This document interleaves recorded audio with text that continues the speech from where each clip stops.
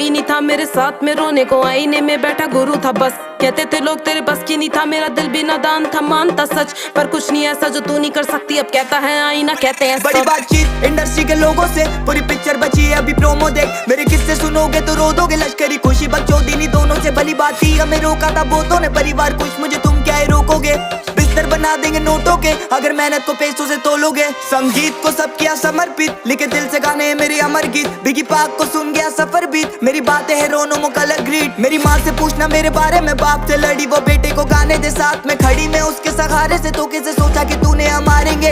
कितनी दफा मैं गिरा, कितनी दफा मैं उठा, कितनी दफा खुदा ने मुझको दुआ में सुना। कभी नहीं रुका, झुका नहीं, कभी नहीं मुड़ा बुढ़ा मैं, कभी नहीं किसी के बारे कभी नहीं बोला बुरा मैं। डैम मेरी आंखों पे पट्टी बांध, मुझे देखना नहीं है करूँ अब की बात। हम दोनों बनाने चले गए लेगेसी एक बीट पे कुछ।